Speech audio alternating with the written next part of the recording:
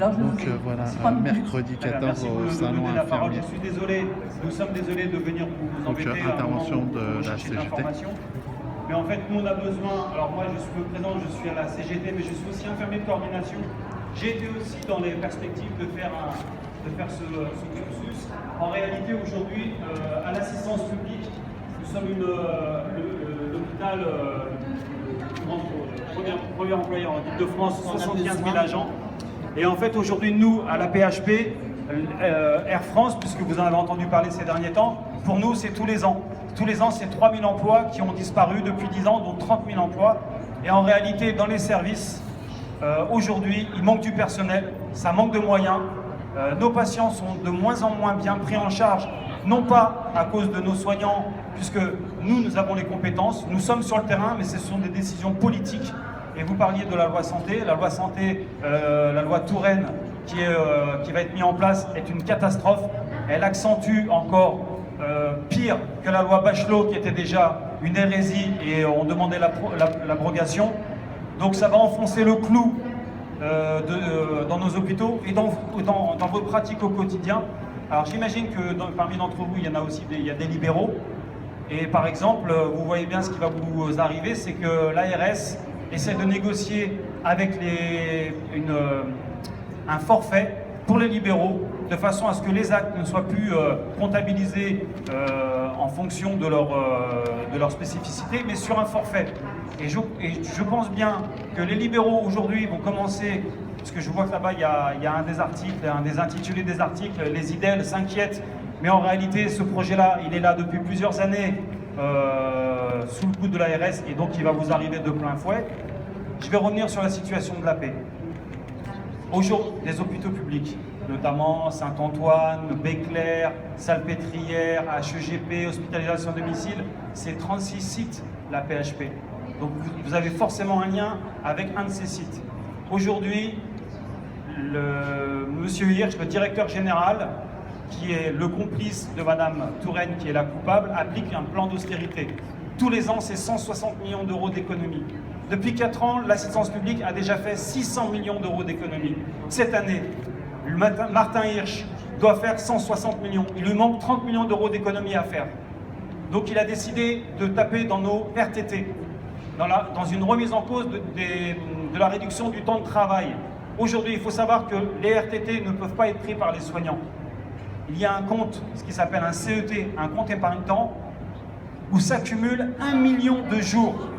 Donc en fait, l'assistance publique et Hirsch a déjà une dette vis-à-vis des agents, qui représente 5000 emplois. Donc Hirsch aujourd'hui met sur la table un vrai chantage à l'emploi, comme ça s'est fait chez Michelin, chez les Conti, chez les Fralib, en nous disant si vous ne remettez pas en cause, si vous n'acceptez pas ce qu'on vous propose, c'est-à-dire la suppression d'une partie des RTT, de vos repos, et ben dans ces cas-là, ça sera 4000 emplois qui seront liquidés. Imaginez ce qui s'est passé en France, le traumatisme, et ce que les médias en ont fait. Il y avait 2900 personnes à qui on demandait d'accepter la suppression d'emplois, et à nous aujourd'hui, parce qu'on est des soignants, parce qu'on a soi-disant un rôle important auprès des patients, on doit pas revendiquer, et on doit accepter qu'aujourd'hui, il y ait 4000 personnes qui soient rayées d'un trait. Donc pour nous, c'est inacceptable. Donc c'est effectivement, aujourd'hui, on a la possibilité sur le salon infirmier, et d'ailleurs on le déclare officiellement à la PHP, les syndicats, le stand de la PHP, le petit stand de la PHP, pour un employeur quand même aussi grand que le nôtre, on le déclare zone hors plan Hirsch. Voilà. C'est beaucoup en intervient. D'abord, moi je suis infirmière là, c'est Rose Merousseau, de l'hôpital secrétaire générale de la et je veux défendre nos emplois, mais aussi notre métier. Alors on a parlé de master, etc. À aucun moment on ne parle du patient. À aucun moment on ne parle des moyens pour mieux soigner. Les masters, la coopération, les glissements de tâches, très bien. Mais à aucun moment on évoque la situation juridique et ce qui peut arriver à une infirmière clinicienne qui a une délégation de tâches du médecin. Ça, nous devons être attentifs là-dessus, parce que c'est nous qui finissons au tribunal, pas les médecins. Donc les pratiques avancées, oui, mais les pratiques avancées reconnues, avec un salaire, avec une reconnaissance de notre pénibilité au travail, Aujourd'hui, ce n'est pas vers cela où on va. Si on est là aujourd'hui, c'est pour vous alerter, pas parce que nous voulons foutre le bordel, mais parce que pour être des soignants, pour pouvoir mieux soigner, pour pouvoir être dans l'évolution de nos métiers, avec l'évolution technologique, il faut aussi l'évolution des moyens, et des moyens pour la santé. Les moyens pour la santé, on n'en a pas. Madame Touraine vient d'annoncer 22 000 suppressions d'emplois sous la masse salariale pour l'ensemble de la santé, des hôpitaux publics en priorité. Les libéraux qui vont travailler le seront aussi en réseau avec l'hôpital public.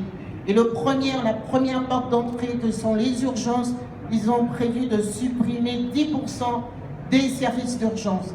Qu'est-ce qu'on devient dans ce cadre-là de nos pratiques, de notre professionnalisme, de notre éthique professionnelle, quand aujourd'hui, à l'hôpital public, on nous demande de faire des pratiques dégradées de soins, particulièrement dans les secteurs de prise en charge de long séjour, où nous avons des patients lourds qui ont une perte d'autonomie et dont nous avons besoin, au contraire, de développer des moyens, parce que ce secteur est un secteur riche, c'est un secteur où on a toutes nos compétences et toutes nos entrées, puis aujourd'hui, on nous présente un petit peu par la petite porte et on laisse nos aînés être le fruit des spéculations dans les EHPAD, puisqu'on appelle ça de l'orgueil aujourd'hui. Que deviennent ces soins? Que devienne la prise en charge dans notre amour de notre profession, dans toute sa dimension? On n'a pas les moyens, et si on vient ici pour vous alerter, c'est pour nous aider à nous battre, pour qu'on ait de véritables moyens pour la santé, pour pouvoir véritablement cette évolution de nos professions en sécurité et en qualité, pas pour faire des délégations de tâches des médecins parce qu'il y a une crise et il y a une baisse de la démographie médicale, aussi bien chez les anesthésistes que au niveau des professions médicales, pas trop chez les chirurgiens, c'est très curieux. Et donc, nous devons être extrêmement vigilants sur ce qu'on nous propose. Parce que ce qu'on nous propose aujourd'hui, ce n'est pas un développement de nos professions. Il n'y a aucun recul aujourd'hui sur le retour des masters et sur ce qui se passe réellement de notre adaptation à ce qu'on est en train de faire de l'hôpital aujourd'hui. Des soins, tout simplement, il y a le développement de l'ambulatoire, mais sur des menées et sur des projections d'économie uniquement pour la santé. Donc, nous vous alertons, il est important que notre profession évolue, mais il est aussi très important qu'elle soit véritablement reconnue par les salaires qui sont gelés depuis des années, mais aussi sur les risques que nous encourons, et sur notre pénibilité, et sur un véritable développement qui reconnaisse les risques que nous encourons. Pas des cadres au rabais, parce qu'aujourd'hui, ce que dit madame, c'est qu'on est des cadres, des médecins au rabais qui ne sont pas véritablement reconnus et que bien sûr il faut continuer à se battre pour l'évolution, mais il faut se battre pour que ça ne soit pas juste ça. Merci madame. Vous voyez la difficulté de notre métier.